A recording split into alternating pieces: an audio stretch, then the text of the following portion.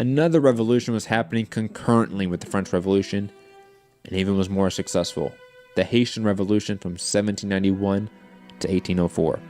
The Haitian Revolution, or the San Domingo Revolution, as it's traditionally called, was a massive shift in human civilization. To understand the significance of this period of history, we must detail the horrors of the transatlantic slave trade. It was a market that was created to support the global capitalist system that was being made across Western empires. How would capitalists extrapolate surplus wealth from the resource-rich New World and the global South? Create a slave labor class that was subordinate to even the white working class of Europe. Over 12 million slaves were thought to have lived through the process to actually get to the New World. Millions and millions more would die before ever reaching the European colonies. The number on how many actually died is unknown to history. Before the slave trade truly started, Central Africa was a relatively peaceful tribal area. Details of European travelers going thousands of miles without intervention or conflict was common and the norm. The Portuguese were the first to try to break up this peaceful tribal system, waging war on tribes if they didn't sell slaves. European powers would kill chieftains and destroy all societal order in Africa by rape and pillage.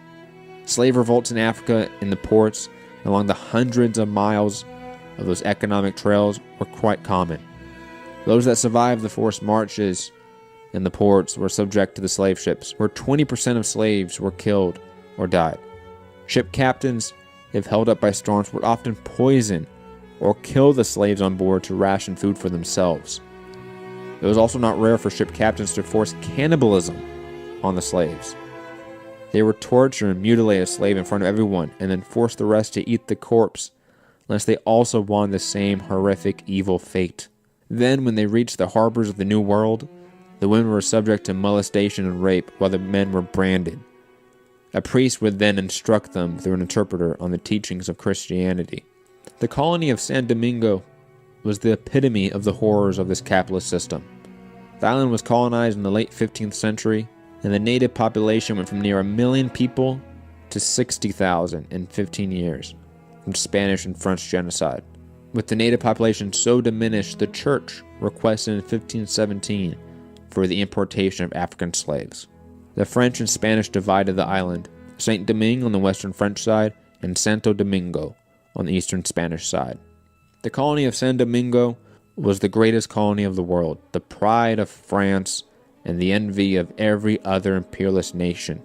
The whole structure rested on the labor of the 500,000 slaves. C.L.R. James, in his historical account of the San Domingo Revolution, Black Jacobin, writes of the evil treatment of slaves in the colony. The slaves received the whip with more certainty and regularity than they received food. It was the incentive to work and the guardian of discipline. But there was no ingenuity that the fear and deprived imagination could devise, which was not employed to break the slave spirit and satisfy the lust and resentment of their owners and guardians. Irons on their hands and feet, blocks of wood that the slaves had to drag behind them where they went, a tinplate mask designed to prevent the slaves eating sugarcane. Whippings was interrupted in order to pass a piece of hot wood on the buttocks of victim. Salt, pepper, citron, cinders, aloes, and hot ashes were poured on the bleeding wounds. Mutilations were common, limbs, ears, and sometimes private parts. The masters poured burning wax on their arms and hands, emptying boiling cane sugar over their heads, burned them alive, roasted them on fires, filled them with gunpowder to blow them up. All these tortures and thousands more were created by colonial powers and used as common practice in San Domingo. The slave population was undergoing this violence for over 200 years before the revolution started. The slaves were killed off quickly due to this system, but the sentiment was, quote, slaves could always be bought and profits were always high. The class divide at times ran alongside the racial hierarchy and at others deviates. There were two classes of white people in San Domingo, the big whites and the small whites. The former was comprised of the maritime bourgeoisie, who were the capitalists behind the slave trade, merchants within the city, and the land-owning planters, or plantation owners. The latter, the small whites, were basically everyone else, from lawyers to criminals. But no small white was ever a servant in the colony. The racial divide was supreme over the implied class divide in the minds of the big and small whites, especially since there was a sizable biracial, relatively wealthy class called the mulattoes. But the small whites, having less wealth than the biracial class, sometimes free land-owning class, was still politically and institutionally superior. That was the fundamental belief. So free black slaves or free biracial slaves who were wealthy and landowning, much more wealthy than the small whites, were still subject to the horrors of the small and big whites of the colony. A white man could trespass on their property, rape their women, and there was no legal recourse. If a white man ate at their house, they couldn't sit with him. Sailor James said, quote, "The only privilege the whites allowed them was the privilege of lending white men money." And it's important to note that the trade of colony was handed over to a private company to form a monopoly over the markets of the colony. Well before 1789, the French bourgeoisie was the most powerful economic class in France, and their immense wealth and power was due to the slave trade and the surplus value they created in the colonies. The French and Haitian Revolution were intrinsically connected, since Saint Domingo was obviously a French colony, but it was the crown jewel of the French colonies. And like the French Revolution, the class and racial tensions were building for hundreds of years. Slave revolts were not uncommon, and there were bands of escaped slaves in the mountains called Maroons, constantly harassing the French. The preceding years leading to 1789, revolutionary fervor was taking hold, and preemptively created alliances and coalitions within the colony. 2 months after the storming of the Bastille and the classical start of the French Revolution, a ship sailed into the capital of Saint Domingo, Le Cap, and relayed the monumental news. Plantation owners, most in debt to the maritime bourgeoisie, led the revolt. The beginning of the revolution in Saint Domingo was started by the big whites against the big whites. They lynched a few that opposed them, but most of the bureaucrats were able to sail to France or America. The governor, still an age on the monarchy, courted the biracial landowning class to join the counter-revolution against the big and small whites. The latter wanted to exterminate the biracial class to seize their land, since they did not own land. The Revolutionary National Assembly in France created a colonial assembly in Saint Domingo, and the debates began over the abolition of slavery and equal rights to the biracial class. The National Assembly in France did not want to deal with the topic of rights to the biracial class or slave classes. However, as in all great revolutions, the masses and the poor of France and Paris again rose up and forced the issue. The women of Paris would march on Versailles and drag the King of Paris to sign the Declaration of the Rights of Man in October. And as previously stated, the Declaration of the Rights of Man would state, "Men are born and remain free and equal in rights." The goal of any political association is the conservation of the natural and imperceptible rights of man. These rights are liberty, property, safety, and resistance against oppression. There were representatives from Saint-Domingue in the National Assembly, Julien Ramond and Vincent Ogue, both of the wealthy biracial class. The night of the signing of the Declaration of the Rights of Man, they were in Parisian bars chanting the famous line and claimed political rights. The bourgeois National Assembly would quickly decide that the colonial question regarding slavery needed to be answered. They determined that the biracial class would continue to not have political rights. The subject of slavery abolition was off the table for the time being. This national debate would incite violence from the white revolutionaries and counter-revolutionaries. Lacombe, a biracial free man, and a judicial officer named M. de Bordoir would request political rights for the biracial class in Saint Domingo in 1790. Both were lynched, beheaded, and mutilated in the streets of Le Cap, their heads carried on pikes. The biracial class would rise up in several districts as a result. Saint Domingo had in effect three competing white classes in the revolution: the royalist bureaucracy, the revolutionaries, and the colonial assembly. All three needed but despised the biracial class. Vincent Hugues would secretly leave Paris to start an insurrection in Saint-Domingue. He received funds and arms from the British Empire, a trend that would unfortunately continue throughout the preceding revolution. But the liberal that he was, when he came into the capital of Saint-Domingue, Le Cap, he gave proclamations in the city requesting rights and promising not to raise a slave rebellion. They refused him.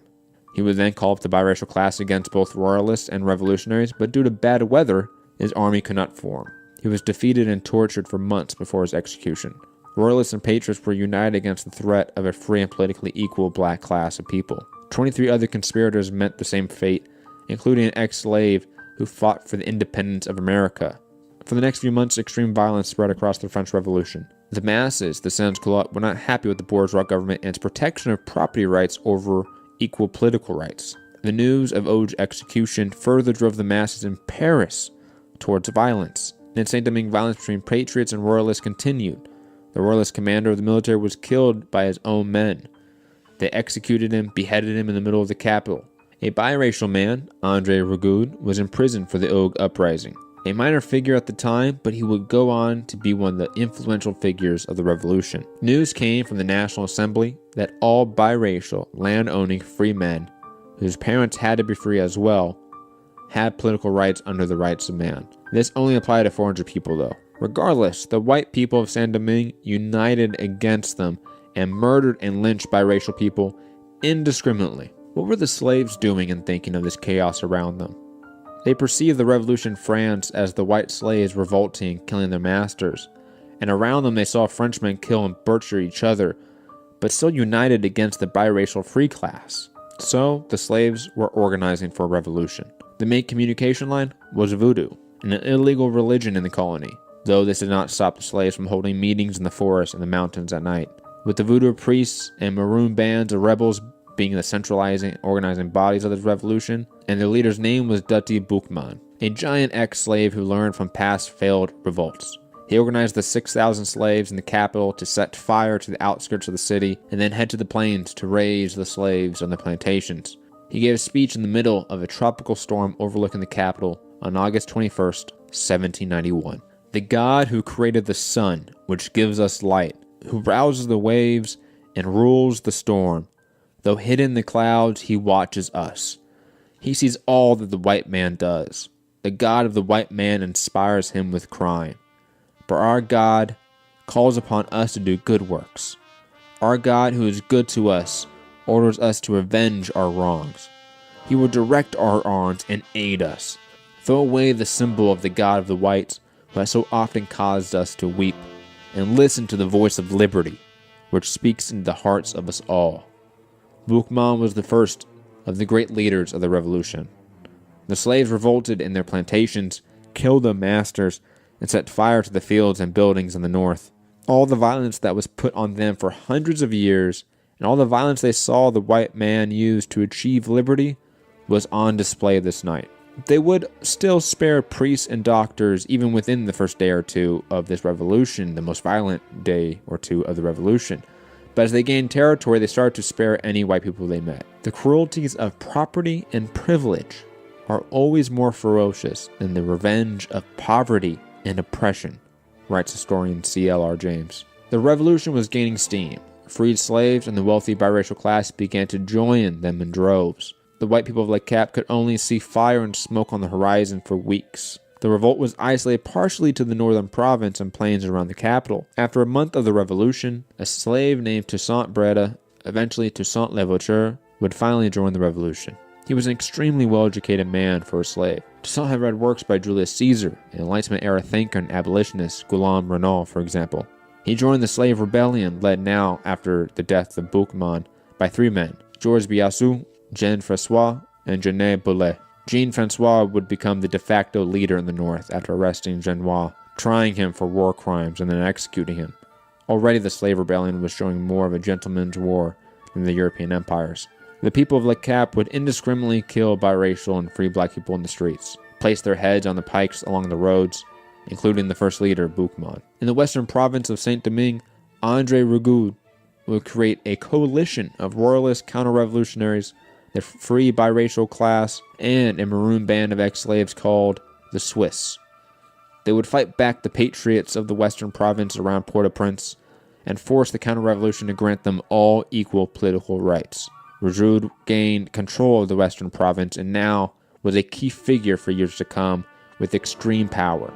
The patriots and royalists were now united with Rigaud and pressured him to abandon the ex-slave maroon band, the Swiss, even though they helped Rigaud. He protested, but ultimately the ex-slaves were arrested, deported to a deserted beach in Mexico, and left to die. It was also an event that signified the divide and conquer mentality of the white people of San Domingo. They were not sincere about the equality for any black man, especially the wealthy biracial class. The biracial class in the Western Province took the issue of political rights into their own hands, and that created mass hysteria in the North amongst both royalists and patriots. The National Assembly, when hearing about the news of Port-au-Prince, determined to let the colonies decide on rights or abolition, furthering avoiding the issue. In Le Cap, the biracial class demanded rights again and were persecuted. Some decided to leave for the mountains and join the northern rebels, who now numbered over 100,000. In the West, in Port-au-Prince, an attempt of ratification for the rights of the biracial class led to extreme violence. This led to Rigaud, Louis-Jacques Bouvet, and Pierre Pénichard to raise the slaves in the biracial class and besiege Port-au-Prince. Rigaud's brother wrote to his friends, "I fly to vengeance. If my fate is not death on this expedition, I shall be back soon to join you. Long live liberty, long live equality, and long live love." The reaction in the North again at the news of Rigaud's siege of Port-au-Prince was to persecute the biracial class even more. Pregnant women were mutilated and burned alive. Biological warfare via smallpox was used as well. The rebellion in the North, led by Jean-François and Biazeau, was running out of steam. They controlled the northern mountains and could win an open battle, but the French army decided to stay in their fortifications in Le Cap and other northern coastal cities. The slave army didn't have the guns and munitions to break into the walls. Dealing with a growing army that was starving, they sought peace with the colonial assembly in Le Cap. Jean-François and Biazeau and some other officers, including Toussaint, drafted a letter in effect agreeing to put their army back into slavery for the freedom and immunity for the 400 leaders and officers.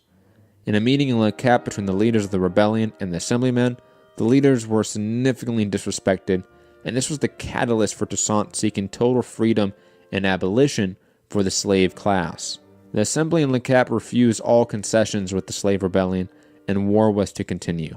Toussaint was a driving force in the leadership now, becoming resolute in their opposition and a full-out war for freedom. He took on the title of Brigadier General and started training the slave rebellion into an army. In 1792, André Rigaud had formed a large coalition in the West again with white and black men of all classes. He was particularly good at forming these broad coalitions, as he was in reality truly a believer in social revolution. One of his captains, named Hyacinth, was a 21-year-old slave who claimed to be divinely inspired. He would go around to plantations and the slaves would flock to him for Rigaud's coalition. Armed mostly with knives and pitchforks, they would charge wave after wave into the cannons and muskets of the patriot French army. They believed when they died they would wake up in Africa. And as C.L.R. James wrote of this coalition and revolutionary army, in April 1792, not yet 3 years after the fall of Bastille, the white patriots off Port-au-Prince were being besieged by a composite army of royalist commandants, white planters, the biracial class, and black slaves. None of them constrained, but all of them at the time being free and equal partners. No doubt most of the rich were only awaiting the restoration of the order to put slaves back in their places again. But the mere fact of the Revolutionary Association and the temporary equality meant that the old spell was broken and things would never be the same again. As violence in the colonies raged, the National Assembly debated the issue of the rights for the biracial class. The issue of abolition of slavery was still not the primary focus. And the reason why was because the Revolutionary French Assembly was still deeply bourgeoisie. Property was one of their fundamental rights, spelled out in the Rights of Man. And guess who were property? The slaves. It was a natural contradiction of this revolutionary French order that was created. Even the radical Maximilien Robespierre only disagreed with the word slavery, as he preferred the term non-freed. In July 1792, Toussaint had gained a following of 500 loyal soldiers out of the thousands following other leaders. They were trained and drilled by him in the mountains, considered the best soldiers in the rebellion. But he was alone amongst the leaders of the time in regards to abolition. The biracial class, the white classes of San Domingo, and the National Assembly still viewed the slave rebellion, which controlled a third of the colony, as a riot that needed to be put down. But as the National Assembly was plunging into war with all of Europe It seemed the masses revolted yet again and set the revolution in France towards a more radical focus. The storming of the Tuileries Palace, the capture of the royal family, and the dissolving of the National Assembly for the National Convention had a massive impact on Saint-Domingue. As normal in truly radical groups, the longer the struggle, the more revolutionary they become. C.L.R. James wrote, "The Paris masses were striking at royalty, tyranny, reaction, and oppression of all types, and with these included slavery. They were for abolition, and their black brothers in San Domingo, for the first time, had passionate allies in France. The National Convention would be elected and would deliberate under the influence of these masses. The slaves in San Domingo, by their insurrection, had shown revolutionary France that they could fight and die for freedom." The people of San Domingo had no news of this August event in Paris when new commissioners came ashore from France to give all the free class, ex-slave or biracial, political rights. The commissioners were led by Leger Félicité Sonthonax, who was a Jacobin but seen as a representative of the defunct, now constitutional monarchy in the National Assembly. The royalists and patriots of San Domingo united under Sonthonax because of the compromise of biracial rights with the continuation of slavery. The president of the Colonial Assembly in Saint Domingue stated to Sonthonax, "We have not brought 500,000 slaves from the coast of Africa to make them into French citizens." Sonthonax would reply, quote, "I recognize there can be only two classes of man in Saint Domingo, the free, without distinction of color, and the slaves."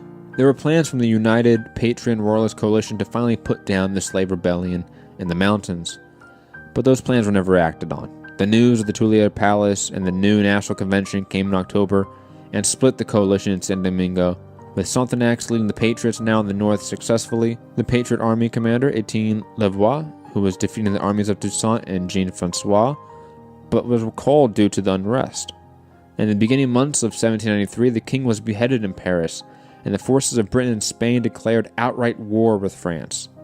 Both had been covertly engaged in funding counter-revolutions and royalist forces from 1789, but now it was official.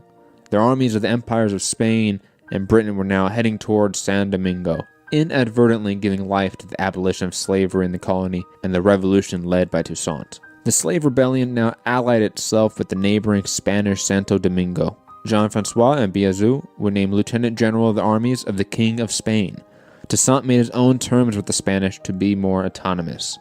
He was named a colonel and now had 600 loyal and well-trained soldiers under him. He fought for the royalty of Spain and France officially, but this was mere politics to him. He suggested to the Spanish leadership in Santo Domingo that they free all the slaves and give them political rights so they could easily win the war in the colony. The Spanish refused. So in response, Toussaint sent a letter to the Patriot commander Louvois, offering to join the French against the Spanish and British if they freed the slaves. They also refused. This was all within 4 months of Toussaint joining the Spanish, showing that this was all a ploy to get equality for his people. Even though he was ally of Spanish royalty, who refused to free the slaves, he was still proclaiming liberty for all where he went.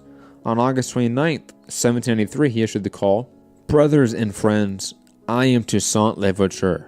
My name is perhaps known to you. I have undertaken vengeance. I want liberty and equality to reign in San Domingo. I work to bring them into existence. Unite yourselves to us, brothers, and fight with us for the same cause." In the capital, Sonthonax was ruling harshly against the royalists. He was deporting anyone suspected of counter-revolution and was giving the government over to the biracial class. However, when a new governor named Gabbard was appointed, he rallied the royalists in the city and kicked out Sonthonax.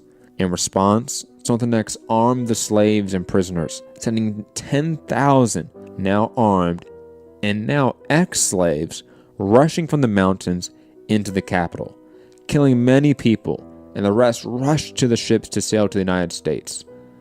C.L.R. James wrote, "It was the end of white domination in San Domingo. The current legend that the abolition of slavery resulted in the destruction of the whites is a shameless lie. In 1792, the whites were all tumbling over each other to give rights to the biracial class, but it was too late.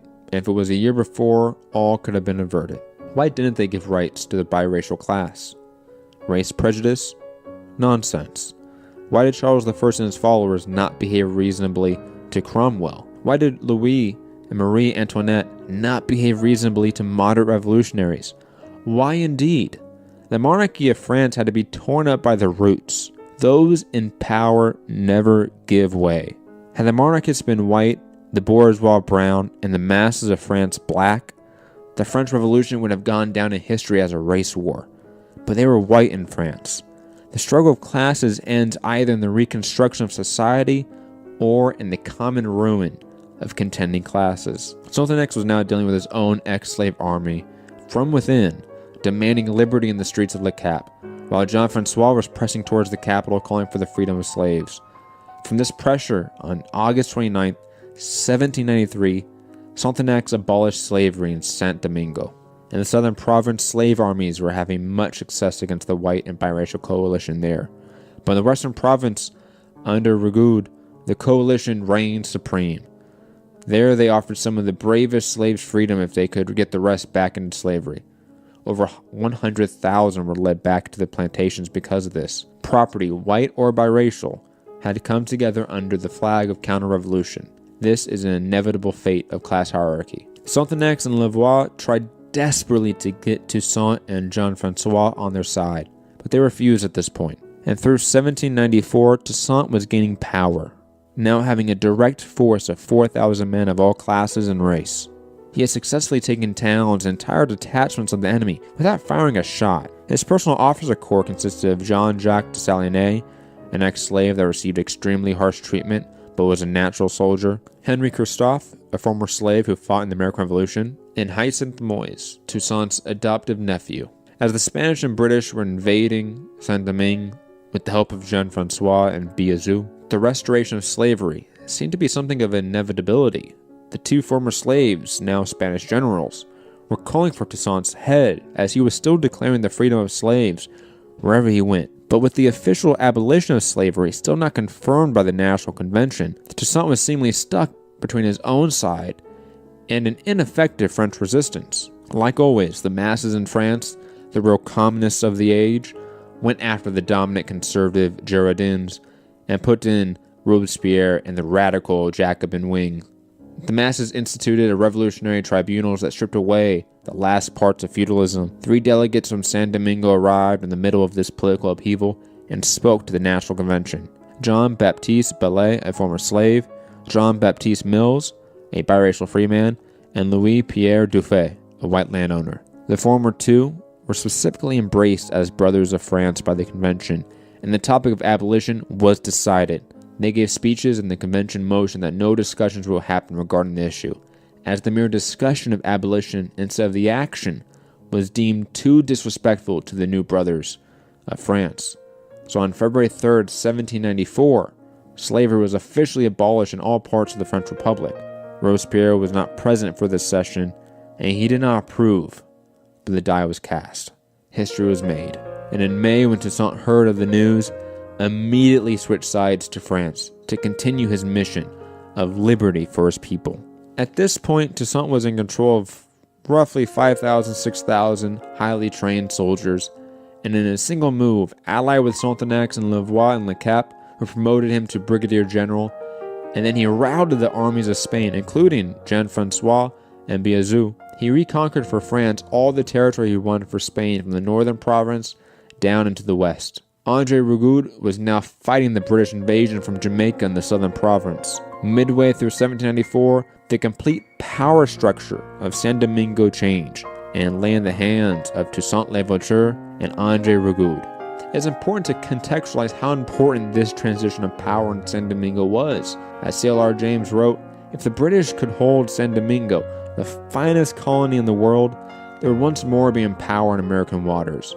Instead of being abolitionists, they would be the most powerful practitioners and advocates of the slave trade, on a scale excelling anything they had ever done before. But there was another urgent issue. If the British completed the conquest of Saint-Domingue, the colonial empire of revolutionary France was gone. Its vast resources would be directed into British pockets, and Britain would be able to return to Europe and throw army and navy against the revolution. The fight for Saint-Domingue was a fight for supreme global control, and fundamentally was the epicenter of all revolutionary war at the time. Over the next few years, Sonthonax would get recalled due to unfounded suspicion of working with the counter-revolution. Louvois would become governor of Saint-Domingue in his absence and build a strong alliance and friendship with Toussaint, who also would become the central figure of the war. They defeated the Spanish and Jean-Francois forces after the Spanish coalition committed war atrocities and mass murder against white and black people of San Domingo, killing thousands of innocent people, men, women, and children. Louvois and Toussaint would become close friends during this time, considered the only friend of Toussaint throughout the war, and Toussaint's charisma and reputation were unmatched. When André Rigaud was dealing with a maroon band of 5,000 ex-slaves, he wrote to Toussaint asking for help. A single letter from Toussaint made the 5,000 ex-slaves join his side. The alliance of Toussaint and Louvois in the north was in loose coalition with André Rigaud in the west and the south, due to their common enemy in the British. But foreshadowing future events, Toussaint would have continuous issues and run-ins with the wealthy biracial class. Many of them, from the old regime of the French monarchy, still viewed ex-slaves as a class beneath them which they can govern. Classes viewing themselves as superior was still an issue in the bourgeois French Republic. In France, Robespierre would attack the communist left, persecute the working men, and sans-culottes far more than aristocracy in this phase of the terror, and like many moderate revolutionaries, destroy his own radical base which he relied on for early wins. The masses did not rise up to defend Robespierre from the reactionary forces, and thus doomed themselves to an even worse fate. The bourgeois aristocracy gained control of the new directory, where at least Sonthonax was able to continue to push pro-black policies and discussions. In San Domingo, Toussaint was consolidating power, but continuously made concessions to the white planter class. He was seeking harmony and prosperity in San Domingo, and he saw himself as a faithful servant of France, always. Even when he was fighting with the Spanish, he viewed himself as fighting for the Catholic Christian French monarchy. In this way, Toussaint too would be a moderate like Robespierre. Independence in Toussaint's mind was always through political equality and liberty within the French government. Toussaint, though, was an autocrat by nature. He wanted to do things his way. He pressured his best friend Louvois to go back to France as a representative of the colony in 1796. Sonthonax would return to replace him as governor of Saint-Domingue. Sonthonax's main goal in this year of being governor was the attempted pacification of the biracial controlled territory in the western southern province, centered around Port-au-Prince and under André Rigaud's authority. Toussaint was named commander-in-chief of the colonial French forces in San Domingo. Sonthonax, though, would go against Toussaint's advice, not use the mutual respect André Rigaud and Toussaint had to his advantage, but sent commissioners that were explicit rivals of André Rigaud. One of those commissioners would rape André Rigaud's fiancée. Rigaud would attack him before his servants pulled him away, and they threatened to arrest his co-leader, Pierre Pénichon. This led to André Rigaud and his forces attacking the forces beyond the commissioners in less chaos. This split between the biracial class and the French government led to Toussaint to conspire against Sonthonax and take further control of the colony. He wrote to the commission that Sonthonax was planning a massacre of all the white people of San Domingo and to make San Domingo independent. The commission was apprehensive about this information, but a meeting between Sonthonax and Toussaint led to Sonthonax voluntarily recalling himself to France. Sonthonax was extremely popular with both white and black people of San Domingo at this point, but Toussaint's words held too much power. The Directory, now purged of all radicals, turned towards the restoration of slavery, and Toussaint now had a direct alliance with André Rigaud to buffer this growing threat from France. The Directory believed Toussaint had designs for independence after the forced deportation of Sonthonax. In November, Toussaint would write to the Directory, "I swear it by all that liberty holds most sacred, my attachment to France, my knowledge of my people, make it my duty not to leave you ignorant either of the crimes which they mediate or the oath that we renew, to bury ourselves on the ruins of a country revived by liberty rather than suffer the return of slavery. It is for you, citizens directors, to turn from over our heads the storm which the eternal enemies of our liberty are preparing in the shades of silence. It is for you to enlighten the legislature. It is for you to prevent the enemies of the present system from spreading themselves on our unfortunate shores to sully it with new crimes. Do not allow our brothers, our friends, to be sacrificed to men who wish to reign over the ruins of the human species. But no, your wisdom will enable you to avoid the dangerous snares which our common enemies hold out for you. I send you with this letter a declaration which will acquaint you with the unity that exists between the proprietors of San Domingo, who are in France, those in the United States, and those who serve under the English banner. You will see there a resolution, unequivocal, and quite carefully constructed for the restoration of slavery. You will see their determination to succeed has led them to envelop themselves in the mantle of liberty in order to strike it more deadly blows. Do you think that men who have been able to enjoy the blessings of liberty will calmly see it snatched away?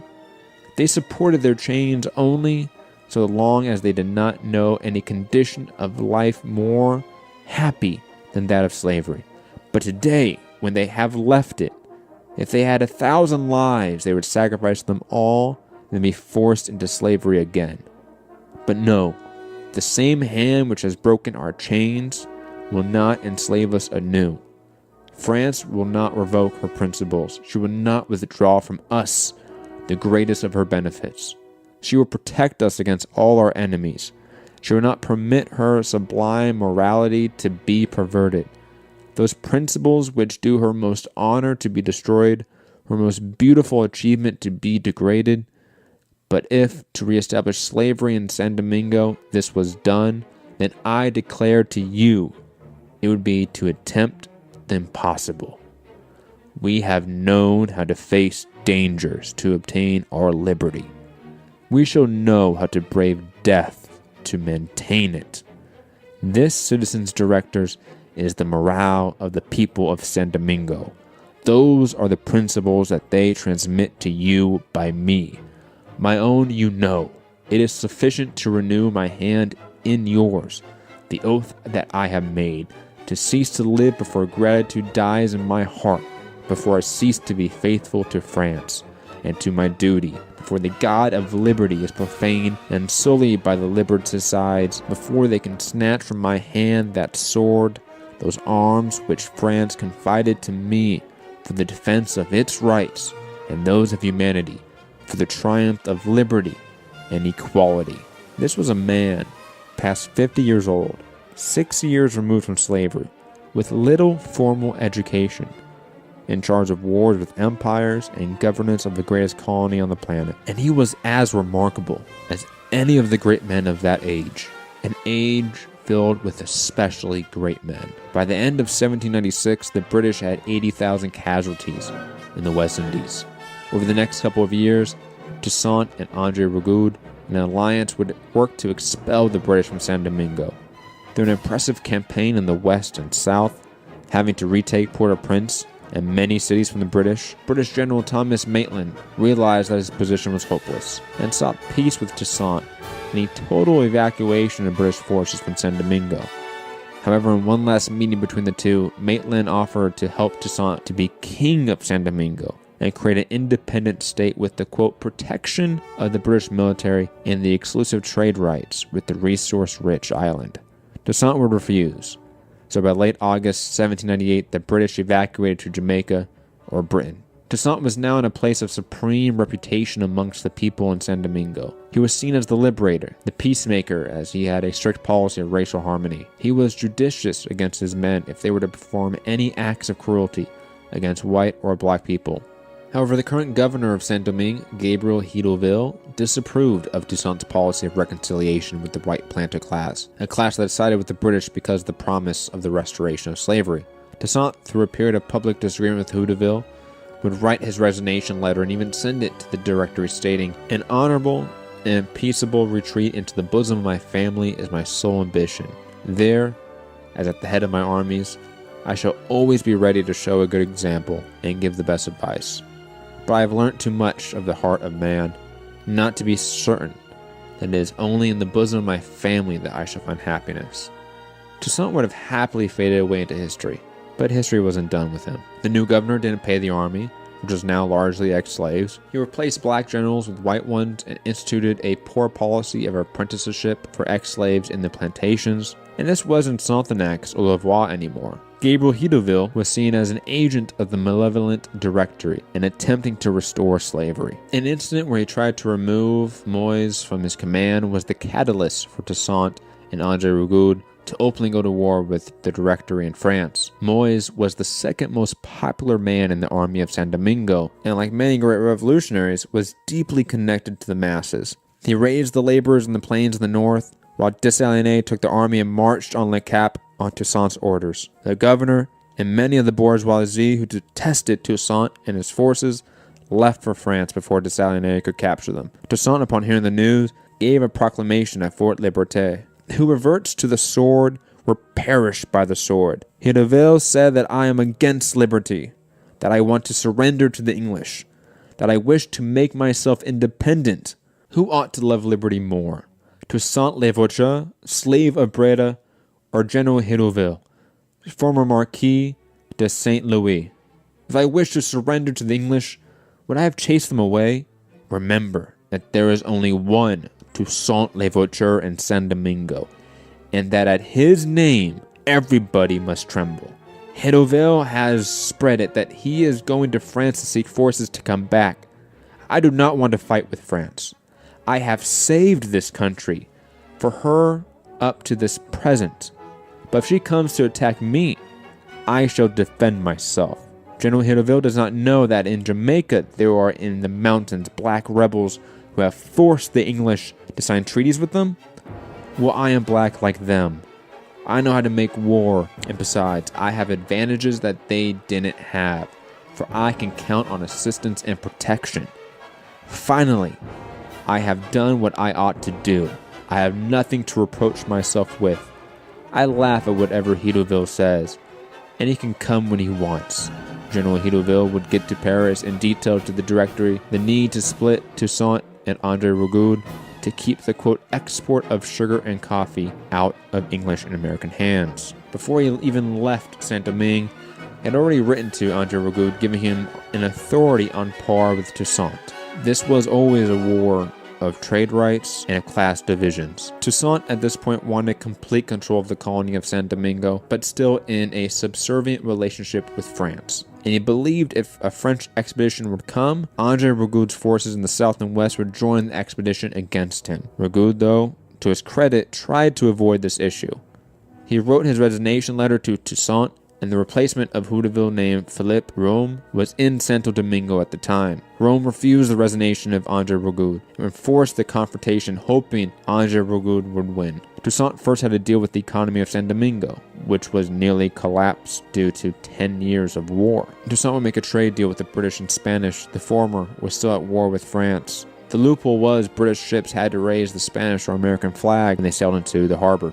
Even though Toussaint did this independently from Philippe Rome and the Directory, Rome would later say it was justified to save the crumbling economy. However, in the deal, Toussaint explicitly left out the southern ports under André Rigaud. This trade war centered on Saint Domingo was between empires, but also two men vying for control and authority on this rich island. Toussaint would attempt to get Rigaud's second-in-command, Beauvais, on his side, but Beauvais decided to sail to France and avoid the coming bloodshed between two revolutionaries he admired. André Rigaud would be the first to turn this Cold War of subversion into open conflict. However, he would continually look to France for help when there wasn't any, while Toussaint pressed forward independent from France's authority. Dessalines would march south to fight André Rigaud directly, while Toussaint would head north and pacify the wealthy, free, biracial, and black classes in the north. Over the next year, from the summer of 1799 to the summer of 1800, Toussaint systematically took over the west and south of Saint-Domingue, leading André Rigaud to escape from the colony. Toussaint was now in supreme control of Saint-Domingo, and in France, Napoleon Bonaparte was victorious in the internal wars of the bourgeoisie, but for the time being, was too preoccupied in Europe, so made Toussaint commander-in-chief and governor of Saint Domingo. In the next month, Toussaint would invade the Spanish side of Santo Domingo, to free the slaves and gain control of the entire island of Saint Domingo, a colony the size of Ireland. He and Moise marched into Le Cap to force Commissioner Rome to sign the decree allowing them to do so.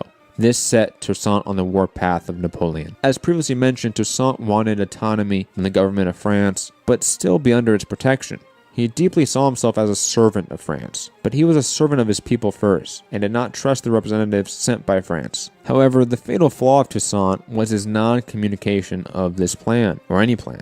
He never explained his desires or plans for Saint Domingo with Christophe, Dessalines, or even his nephew who he loved dearly, Moise. His silence on such matters confused the people, but it wouldn't confuse Napoleon. This was an issue Toussaint didn't have. After the war with André Rigaud, he told his soldiers directly, "The war you just won is a little war, but you have two more bigger ones. One is against the Spaniards, who do not want to give up their land, who have insulted your brave commander-in-chief, and the other is against France, who will try to make you slaves again as soon as she is finished with her enemies. We'll win those wars." After 12 years of war, San Domingo was devastated. A little over a third of the population either died or left. The infrastructure of agriculture was destroyed far and wide. Toussaint, as the leader of San Domingo, saw agriculture as the path to prosperity for the people and saw massive building projects to rejuvenate the fields and roads. He gave more economic power and regulations for the laborer class. 1/4 of the revenue was given to the laborers, half of the revenue for the treasury, and 1/4 of the revenue given to the owner. He set the limits of the working day to a 12-hour day instead of the original 16 or 18-hour days the slaves were under. And just a year and a half after more than a decade of war and destruction, he restored cultivation to 2/3 of the height of the old regime of the monarchy while protecting, quote, personal industry, social morality, public education, religious toleration, free trade, civic pride, and racial inequality. Toussaint was without a doubt a military dictator of this time, but his regime was rooted in the interests of the laboring poor, unlike that of the dictatorship of Napoleon in France. Le Cap was built into the best city of the West Indies, a cultural hub of America, Spain, England, and France, with the leadership and creativity of the free black population. He was sending the black and biracial children to France to receive proper education, to return and govern as truly educated leaders. Toussaint was still aware of the radicals like Sontenax and Lavoie, friends of the black people, were gone from Paris and France, stamped out by the bourgeois counter-revolution. He was just trying to create time. Toussaint was aware as well of the disdain the planter class had towards the laborers still. He had strict laws against using the whip and even would punish Toussaint for using it against his own laborers. He redrew the districts of San Domingo and made a commission for the creation of a constitution. It abolished slavery forever in San Domingo, made the church subordinate to the state, created a unicameral body called the Central Assembly, which would accept or reject laws. It appointed Toussaint governor for life with the ability to choose a successor, and most importantly, while still swearing allegiance to France, created no positions that could be filled by France. Toussaint would appoint the Central Assembly, and the municipal positions were left to those in San Domingo, most of them already filled by his followers. Toussaint in effect declared San Domingo independent, with France as, quote, elder brother, guide, and mentor. Also in the Constitution, he did legalize slave trade. For an ingenious reason. All slaves that came to San Domingo would immediately be freed and given resources to live, land, wealth. He also made plans to take this ex-slave army to Africa itself to put an end to the slave trade and make them free in French. He sent it to France but immediately published it in July 1801 without the vast majority of his followers even knowing he had created the Constitution. And the reaction of his loyal close circle was acrimonious at best. Even his nephew Moise called Toussaint a old fool. He thinks he is king of San Domingo. Toussaint's lack of communication, even with those closest to him, was a fatal flaw. But most importantly, he never truly changed the power dynamics of the classes of San Domingo. Yes, the black population were no longer slaves, but they were still under the same white masters that now are just white employers. The classes just changed names. There was not a dynamic or revolutionary shift here. It was a moderate resolution to a radical issue. And like the moderate Robespierre, Toussaint would destroy his revolutionary vanguard. In the northern province, upset over the lack of fundamental class change, Moise raised a revolt against his adoptive uncle. He stated, quote, "Whatever my old uncle may do, I cannot bring myself to be an executioner of my own color. It is always in the interest of the metropolis that he scolds me. But these interests are those of the whites. I shall only love them when they give me back the eye that they made me lose in battle." Moise, fighting Toussaint, Toussaint, and Christophe, was captured and executed. Moise understood Toussaint was placating to the bourgeois class of San Domingo for the reason of stability. But Moise was only interested in the true political and economic emancipation of his class. As soon as the masses saw that Toussaint no longer served that goal, they sought someone else who could lead them there.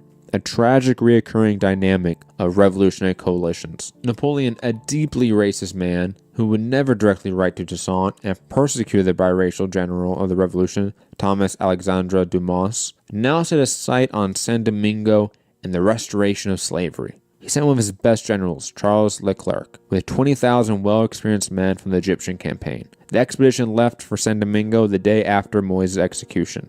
The French expedition would arrive in Saint Domingo after Toussaint had broken the will of the black laborers while reassuring the white planters. Toussaint never explained to his supporters why their old enemies were given positions or favor. Vladimir Lenin would learn from this and keep his supporters thoroughly aware of why certain czarist officials were still in positions of authority in earliest Soviet Union. Also, Toussaint fundamentally still saw himself as French. This would be like Lenin fundamentally viewing himself as a czarist.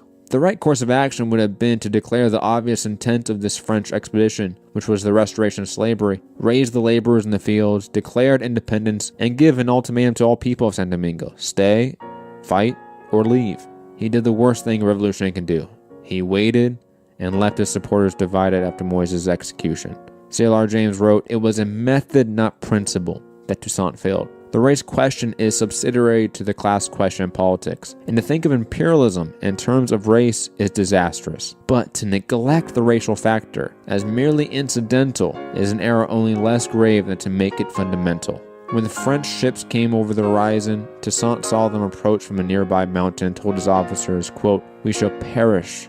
All of France has come to overwhelm us." Napoleon had planned the whole campaign. The expedition was first to promise loyalty to Toussaint, to get key access of Saint Domingo. Next was to divide and compel Toussaint's officers who were, quote, favorable to the whites to join their side. Then they would, in a single day, launch a coup and arrest all of Toussaint and his major supporters. If that was done, then they would systematically strip any black officer down in rank. All white women who had married black men during this period were to be deported to France for forced prostitution.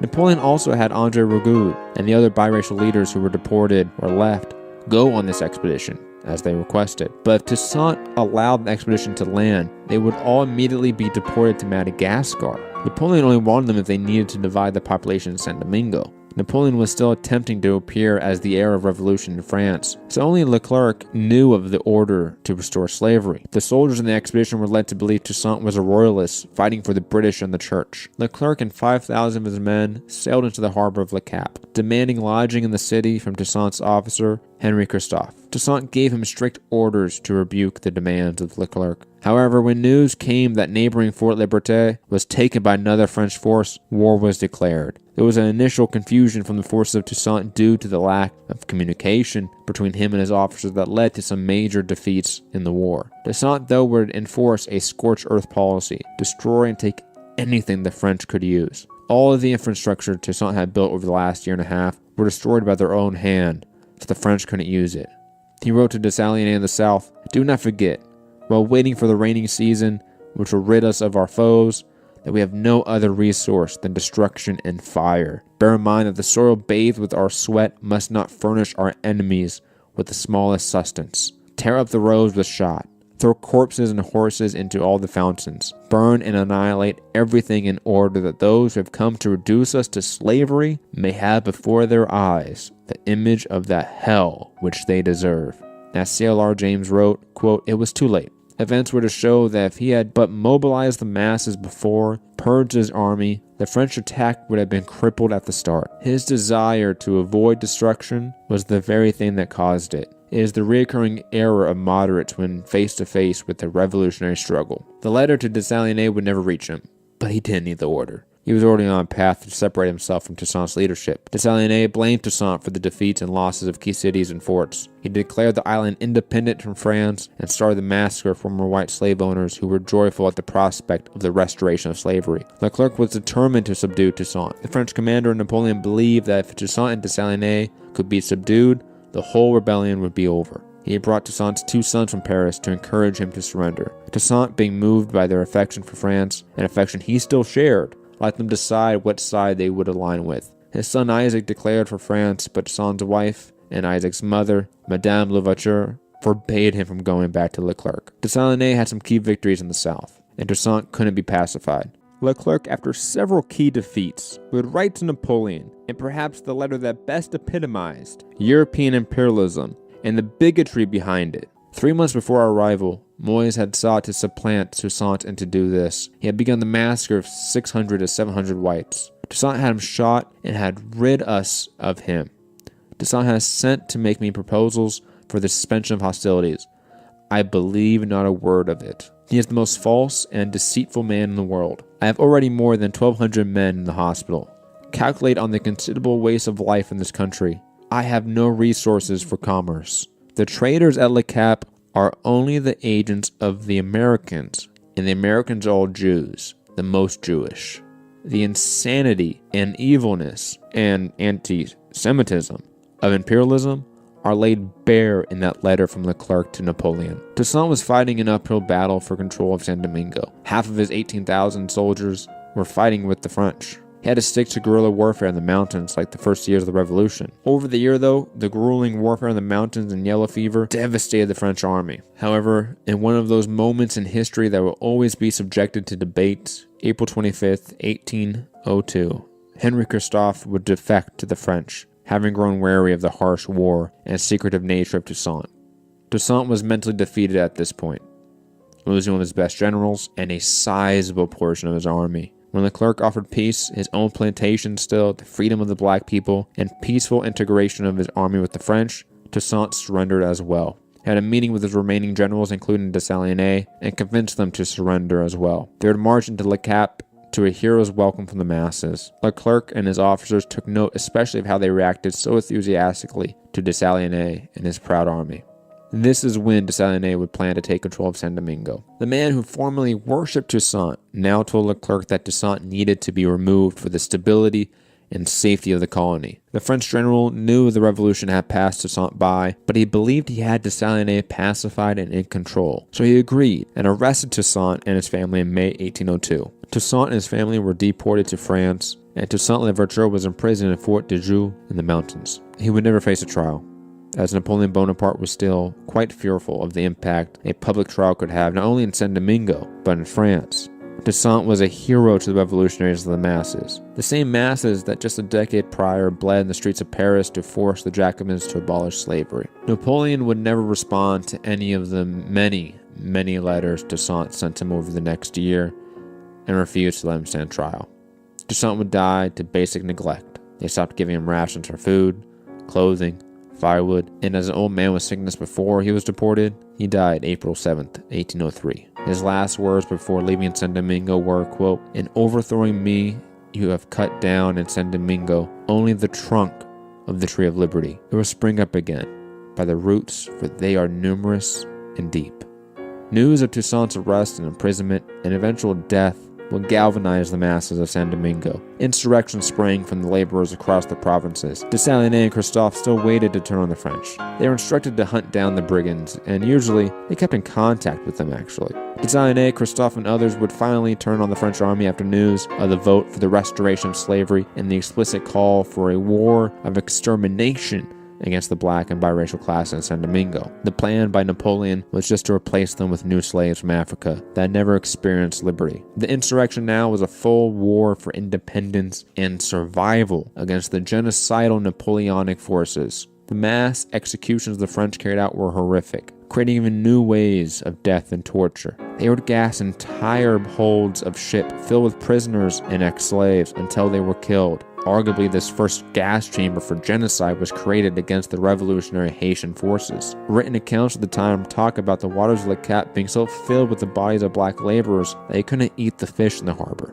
The colonists were demanding that if they didn't have slavery, France couldn't have a colony. The generals, Dessalines, Henry Christophe, Alexandre Pétion, Charles Belair, Augustin Clairvaux, and Jacques Maurepas, were all seemingly waiting, playing the political game to see who would come out on top.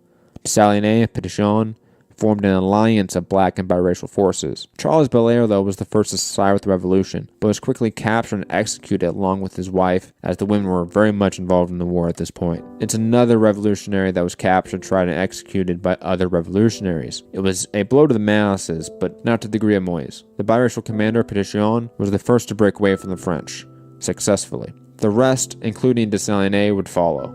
In response, Leclerc had thousands of black people drowned in the harbor of Le Cap. Leclerc, though, would die soon after from disease, knowing full well he failed. The new leader of the French forces in Saint-Domingue, Dontien de Rochambeau, was especially hateful of the black masses and increased the mass executions. JLR James wrote, Toussaint was a one-sided genius, but he was a man for the crisis, not Toussaint. He gave blow for blow. But neither Toussaint's army nor his ferocity won the victory. It was the people. They burned Saint-Domingue flat, so that at the end of the war, it was a charred desert. "Why would you burn everything?" asked a French officer to a prisoner. "We have a right to burn what we cultivate, because a man has a right to dispose of his own labor," was the reply of the unknown anarchist. End quote. The British declared war on France again, which helped the revolutionaries in Saint-Domingue.